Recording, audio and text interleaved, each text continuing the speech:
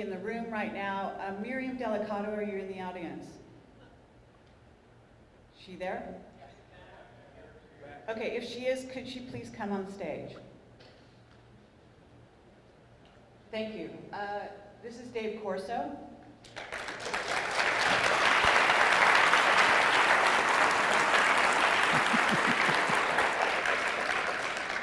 Bill, are you with us? Thank you. Okay. I needed a break for a minute. we're just giving Duncan a little breather here, and I'd like Dave Corso to say a few words to you.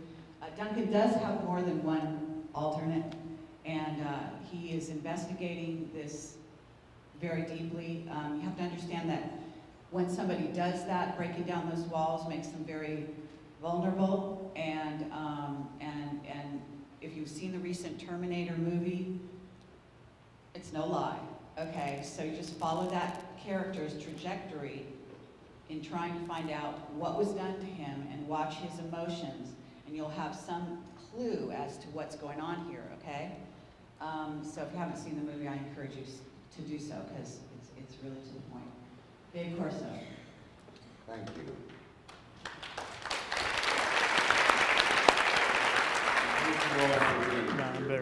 The experience of your life to be where you are.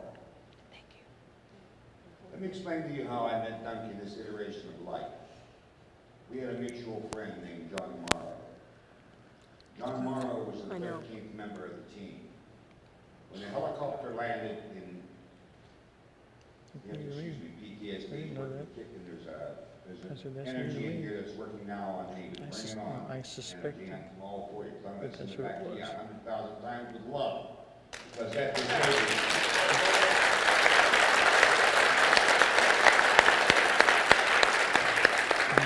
Cambodia.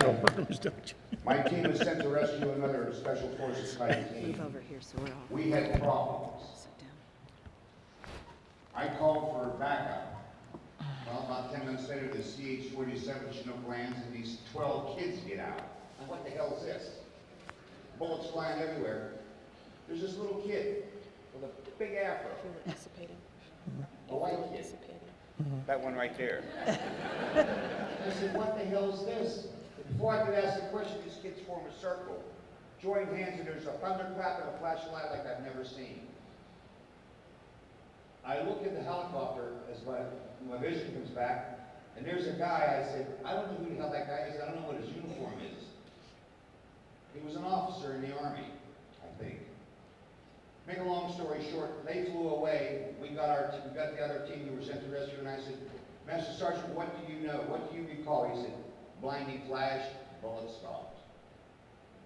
And there were hundreds of Viet Cong bodies as we wended our way back out, and we got to our chopper and got out of there. About 2 weeks later in Saigon, I run across this officer again. And he had this horrified look on his face. He had an insignia on his shoulder that I have never seen before. Okay, that was 1967. Let's fast forward to 1992. I'm in Pahrump, Nevada with my computer shop, and this guy walks through the door. And my first instinct was to kill him. And I said, why do I feel that way? Well, as he introduced himself, his name was John Morrow.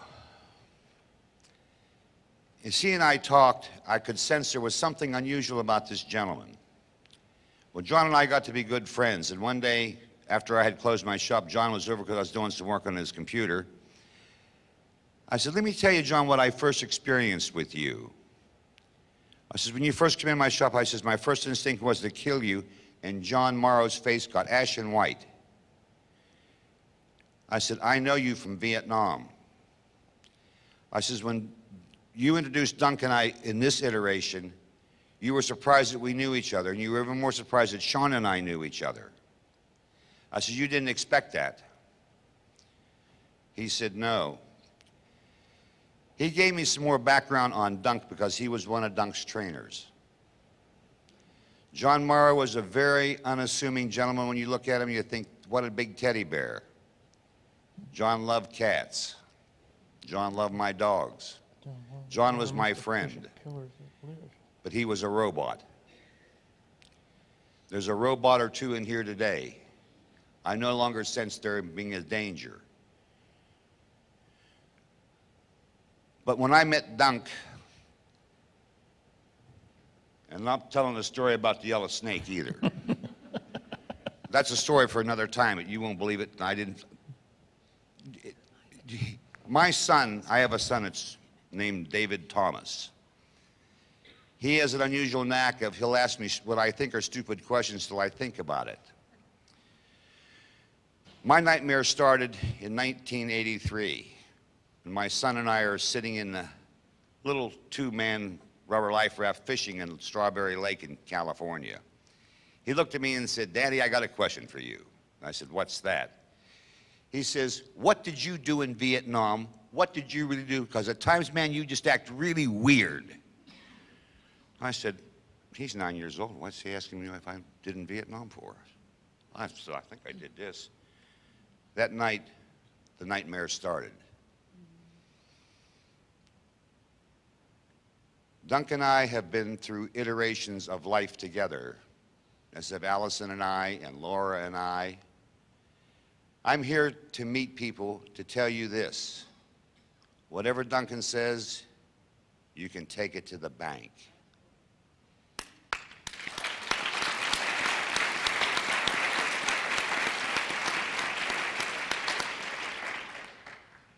Dunk has other information that I don't know if he's going to share today or not that I'm privy to. He talked about teams of 3. Well, the third member is here today. I'm the anchor, Dunk's the soldier, and we have the outlook. This iteration of outlook. There are more than one. I am so grateful that I live in this country. I had an opportunity to go to work for the Russians after my term was over in the U.S. military. I looked at this guy and I says, "What are you going to give me? Make me a major for 6 months to get my information and kill me?" As I turned to walk away, he was gone. That quick.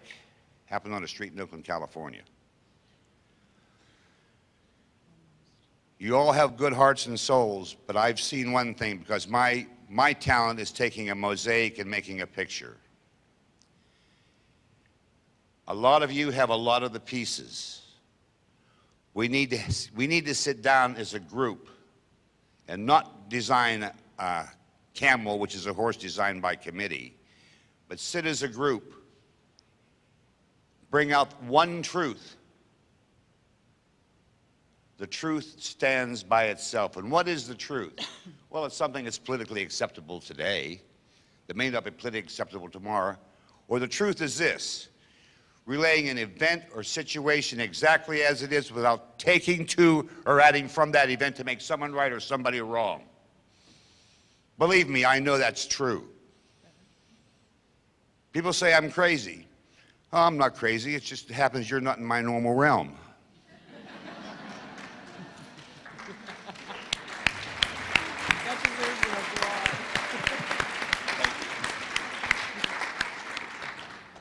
I have wolves. I raise wolves. And I have a wolf that lives in my house.